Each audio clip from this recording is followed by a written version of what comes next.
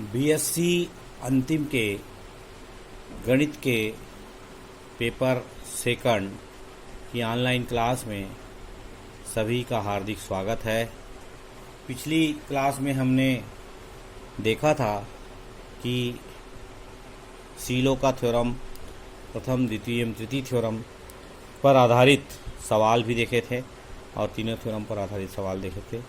कुछ आगे का मैं सरल चैप्टर चालू करना चाहता हूं, जो कि वेक्टर स्पेस या सदिश समष्टि के नाम से जाना जाता है।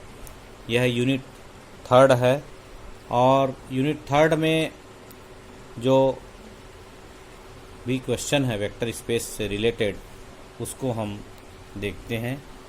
देखें पहले डेफिनेशन ऑफ वेक्टर स्पेस। मान लो एफ प्लस डॉट एक क्षेत्र है, फील्ड है। एफ के एलिमेंट अदिश स्केलर हैं। माना भी नॉन एम्प्टी सेट है जिसके एलिमेंट वेक्टर हैं। तब एक ऑर्डर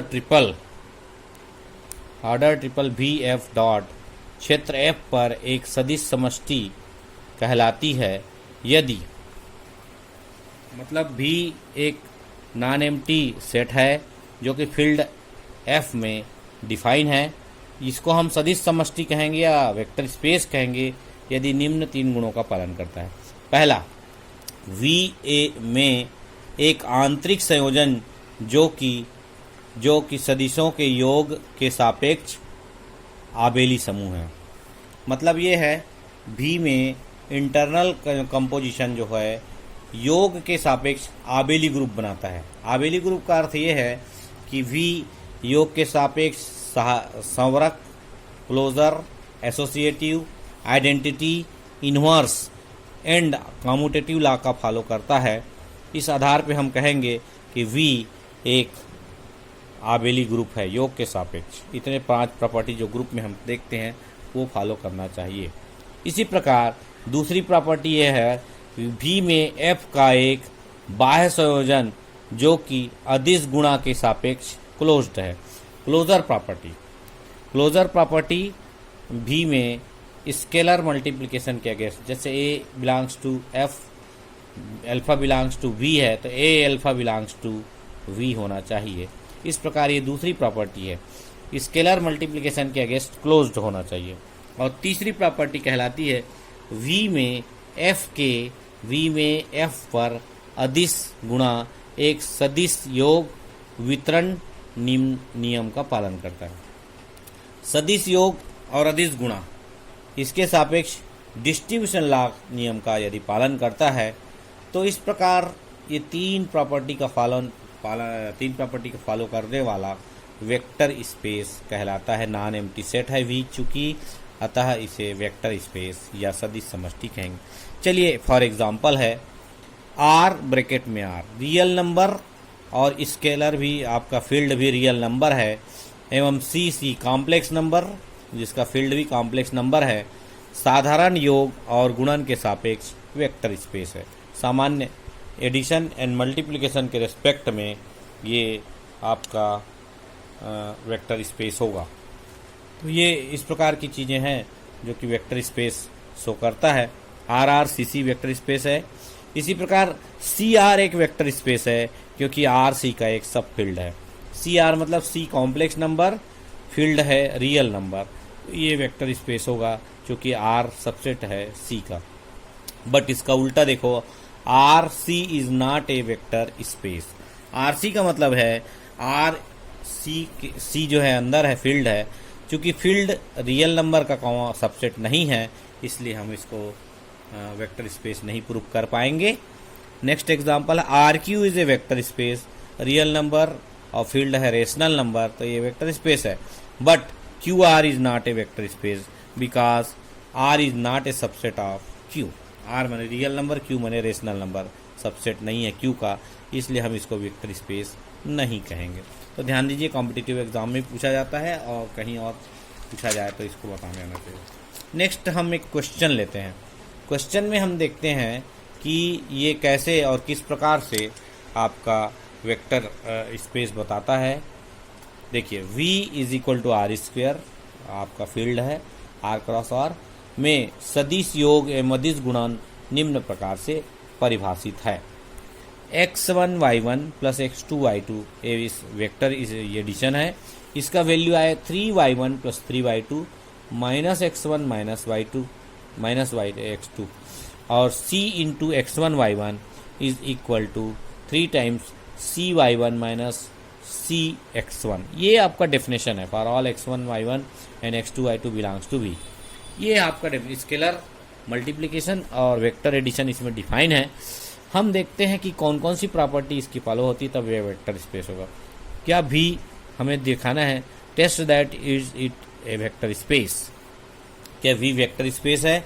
तो देखिए पहली प्रॉपर्टी, v योग के सापेक्ष आबेली समूह बनाता है। v is an abelian group with respect to addition.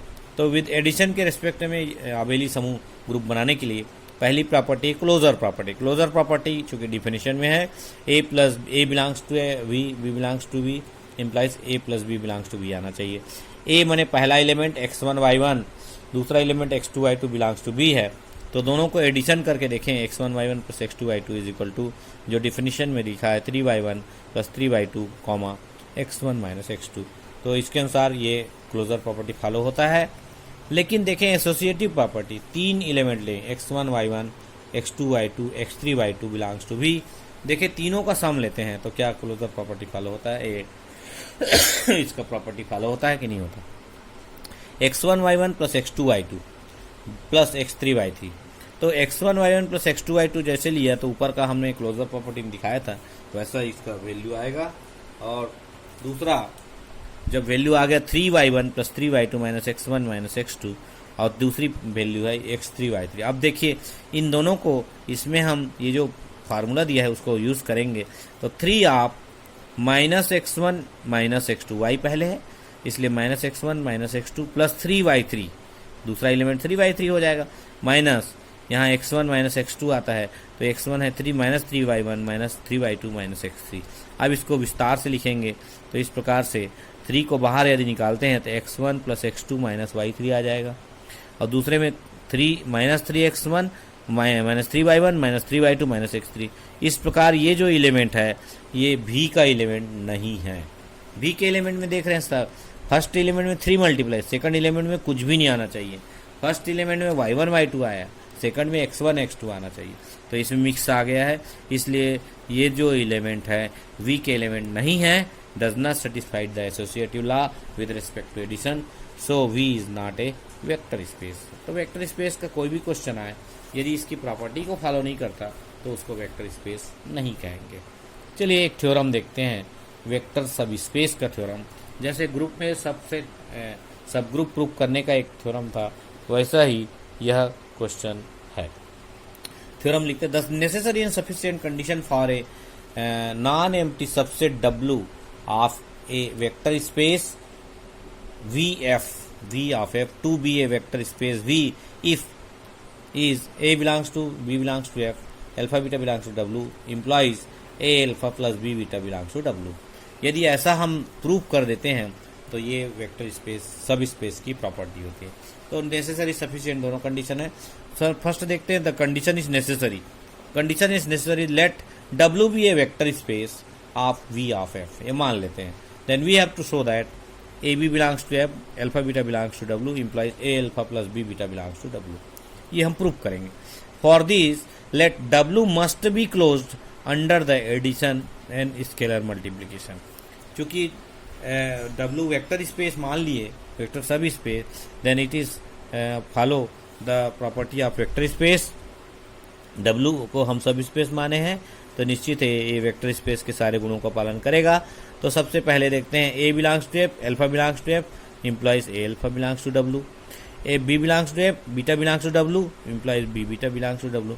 This is scalar multiplication according to vector space property of vector space, second property of vector space. And दोनों एलिमेंट को जब साथ लिए A alpha belongs to W, B beta belongs to W implies A alpha plus B beta belongs to W। इस प्रकार से हम कहेंगे इसके वेक्टर एडिशन इसमें फॉलो कर रहा है विद रिस्पेक्ट टू एडिशन। तो दोनों को एक साथ अगर हम देखें तो alpha A B belongs to F, alpha beta belongs to W implies A alpha plus B beta belongs to W। इस प्रकार से यह वेक्टर स्पेस के नियमों का पालन कर रहा है और आंसर आपका आ गया जो वेक्टर सब स्पेस की प्रॉपर्टी है। अतः हम कहेंगे कि यदि W वेक्टर स्पेस है, वेक्टर सब स्पेस है, तो ये प्रॉपर्टी फॉलो होता है।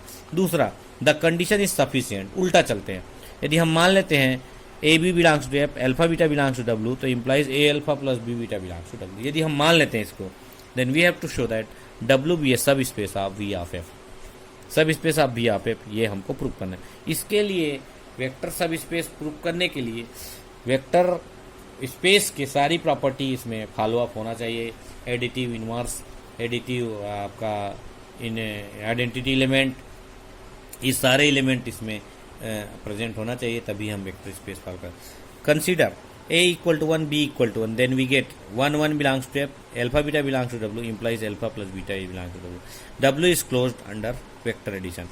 यहाँ वेक्टर एडिशन यहाँ पे प्रमाणित हो रहा है, इसलिए हम कहेंगे ये 1 1। आप स्वतंत्र हैं A और B को वैल्यू क्या लेंगे। इसी प्रकार से -1A, -1A 0 belongs to F, A B की जगह, A की जगह -1, B की जगह 0 ले लिया। Then alpha beta belongs to W implies minus alpha plus 0, तो minus alpha belongs to W. इससे स्पष्ट है कि there exist additive inverse, alpha का एडिटिव इनवर्स माइनस अल्फा होगा। इसी प्रकार से आगे हम देखते हैं, यदि 0 0 बिलोंग्स टू एफ किया, alpha beta belongs to W, तो इम्प्लाइज 0 बिलोंग्स टू डब्ल्यू।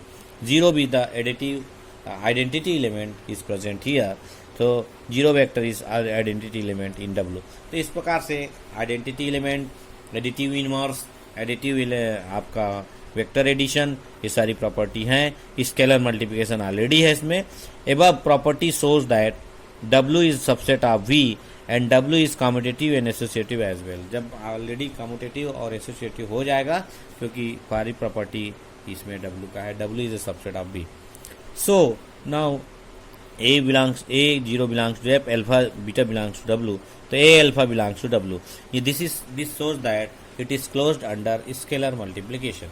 मतलब A alpha belongs to W, तो A alpha belongs to W आया, तो इसका मतलब ये है कि निश्चित है इसमें स्केलर मल्टीप्लिकेशन या दूसरी प्रॉपर्टी डिस्ट्रीब्यूशन लॉ तो ऑलरेडी हो जाएगा। Distribution law follows in W which already satisfies in B।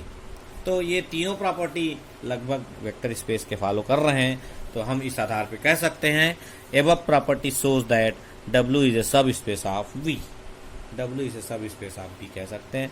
इस प्रकार necessary and sufficient both conditions are satisfied, so we can say that W is a vector सब space of V। तो ये इस प्रकार से प्रूव करते हैं, बहुत सरल है। चलिए एक क्वेश्चन हम लेते हैं। Let W be a set of all vectors of the form x 2x minus 3x minus x, show that W be a subspace of V4। ये एलिमेंट है, फॉर्म है, इस फॉर्म में है और ये वेक्टर सब स्पेस शो करता है। W be a set of all the vectors of the type x 2x minus 3x x। Let us consider alpha is equal to this x 2x minus 3x x and beta is y 2y minus 3y y। Then alpha beta are two elements of W4 F। W4 इसलिए कि 4 elements हैं, जितने आपके उसमें होते हैं उतने elements इसमें दिख रहे हैं।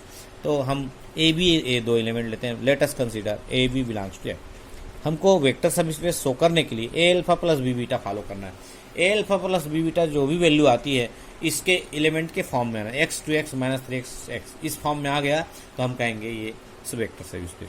देखिए ए अल्फा की वैल्यू रखा प्लस बी बीटा की वैल्यू रखा, मल्टीप्लाई ए हो जाएगा, मल्टीप्लाई बी हो जाएगा। ax 2x minus 3x minus ax plus B Y 2by 3by minus by। अब पहला एलिमेंट जुड़ेगा ax plus B Y 2ax plus 2by minus 3x minus 3by ax plus B Y. इस प्रकार से सारे elements इस प्रकार जुड़ेंगे। अब हम लास्ट कंडीशन में देखते हैं ax plus B Y as it is, comma 2 times ax plus B Y minus 3ax plus B Y, comma ax plus B Y. यदि हम ax प्लस बी वाई को z ले लेते हैं तो स्पष्ट है z 2z माइनस 3z और इधर आपका z फिर आ जाएगा। इस प्रकार से हम कह सकते हैं कि जो फॉर्मेट हमको दिया गया है 4 एलिमेंट का x 2x minus 3x x, इस प्रकार से ये फॉर्मेट फॉलो अप हो रहा है। तो हम W को वेक्टर सब space of V of F4 करेंगे।